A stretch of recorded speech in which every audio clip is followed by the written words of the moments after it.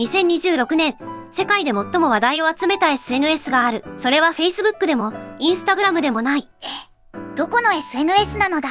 答えは、日本の X なのだ。日本の X？ それって何が特別なのだ？ X 社のオーナーであるイーロン・マスク自身が日本の X の投稿は素晴らしいと公式に絶賛した。世界一のお金持ちが日本を褒めたのだ。それだけではない。ある革命が起きたことで、海外の人々が初めて日本の X を見ることができるようになり、世界中で救われたという声が殺到したのだ。救われた？一体何から救われたのだ？まず知っておいてほしいのが、海外の SNS の現状だ。アメリカやヨーロッパのタイムラインは今、政治的対立と怒りに満ちた呪われたタイムラインと化している。呪われたタイムライン？それはひどいのだ。ある海外ユーザーはこう語った。別のユーザーはこうも言った。なるほど。確かにそれは疲れるのだ。そんな呪われたタイムラインに突然、日本の投稿が流れ込んできた。日本の投稿？どんなのだ？手作り弁当の写真、猫の動画、季節の移ろいを切り取った何気ない日常、そして独特のユーモアセンス。それだけでそんなに変わるのだ？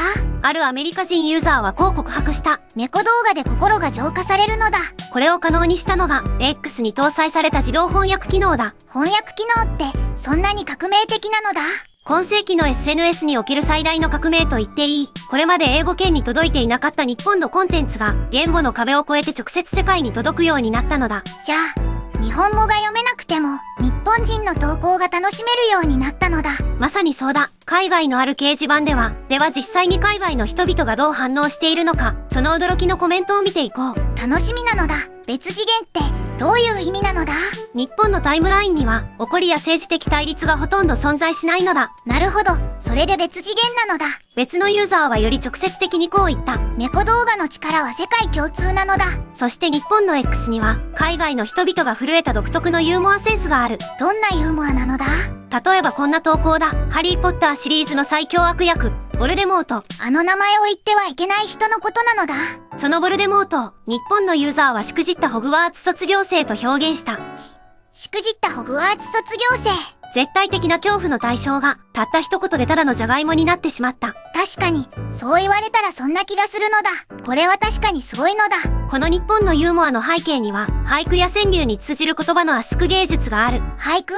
SNS と俳句が関係あるのだ。日本人は古くから少ない言葉で多くを語る文化がある。17文字で宇宙を表現する俳句がその最たる例だ。その精神が X、旧 Twitter の文字制限と完璧に合致したのだ。だから海外より日本の短い文章が刺さるのだ。ではなぜ日本の X はここまで世界中の人々を引きつけるのか。その理由を3つに絞って分析してみよう。3つの理由、聞かせてほしいのだ。理由その1、日常を宝にする文化。海外ではすごいこと話題になることしか投稿しない傾向がある。しかし日本人は今日の天気、食べたご飯、道端で見つけた花、そういった小さな日常を丁寧に言語化して世界に届ける。確かに、日本人の X は日常系が多いのだ。理由その2、異文化を再編集する知性。日本人は外から来た文化をそのまま受け入れない。自分たちの感性で徹底的に再解釈し、全く新しいものを生み出してしまう。それはプリングルスにチョコを入れたやつのことなのだ。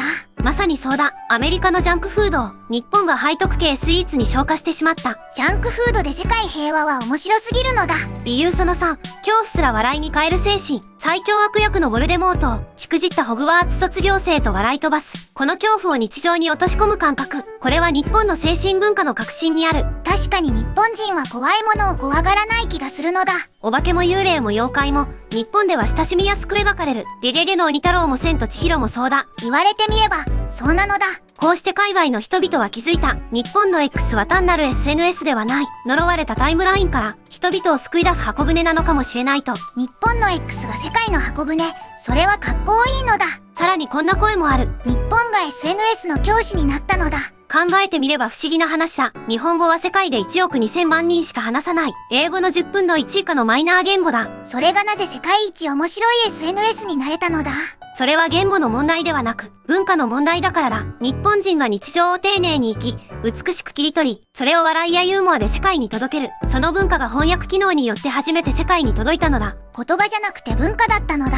イーロン・マスクが絶賛した日本の X の素晴らしさとは、最新のテクノロジーのことではなかった。数百年をかけて育まれた日本人の美意識がデジタルという器に注がれた瞬間、世界中の人々の心を動かしたのだ。美意識、かっこいいのだ。日本語を話せない人も日本の魅力に気づいたのだ。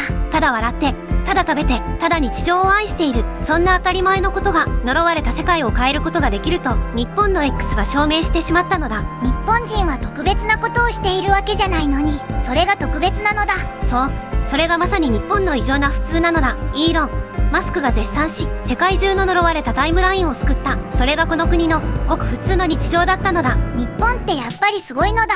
今日も日本のどこかで誰かがお弁当の写真を撮り、猫の動画を撮り、それが世界のどこかの人の心を救っている。それってすごく素敵なのだ。日本語が読めなくても国境を越えて届くものがある。それが文化というものの本当の力だ。いつかの誰かの当たり前が世界のどこかで宝物になっているのだ。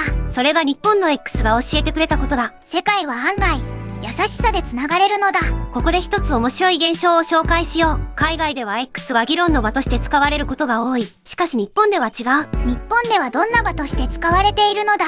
記録の場だ。今日食べたもの、見つけた景色、誰かにしてもらった小さな親切、それを記録して共有する場として使っている。 SNS に怒りや議論を求めていないのだ。ある外国人ユーザーはこう語った。丁寧に生きる素敵な言葉なのだ。日本独自の X 文化として注目されているのが深夜の独り言文化だ。深夜の独り言？何のことなのだ。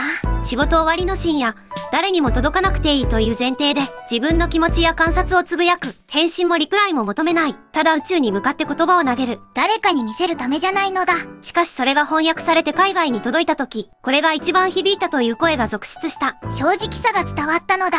飾らないこと、加工しないこと、それが実は最も強力なコンテンツだったのだ。日本人が自然にやっていたことが世界中で求められていたのだ。そして今、世界中の人々が気づき始めている。日本語を学びたいという人が過去最多ペースで増えているということも。日本の X を見て日本語を学ぼうとする人が増えているのだ。言語を学ぶとは文化を学ぶことだ。その文化に心が動かされたから、その言葉を知りたくなる。日本の X が日本語学習のきっかけになったのだ。これほど素晴らしい日本の輸出品はないかもしれない。お金もかからない。広告もいらない。ただ正直に日常を生きるだけで世界中の人々の心を動かしてしまう。日本の普通が最強の外交なのだ。翻訳機能はあくまできっかけに過ぎない。何十年もかけて積み上げてきた日本の文化が技術という橋を渡ってついに届いた。橋を作ったのは技術でも、橋の向こうにあったのは文化だったのだ。この国の人々は知らないうちに世界で最も愛されるコンテンツを作り続けていた。日本人がもっと自信を持っていいと思うのだ。世界が平和を求めている時、そのお手本はすでにここにあったのだ。日本の X が世界に希望を届けているのだ。何百万もの普通の一日が世界を変えていた。国境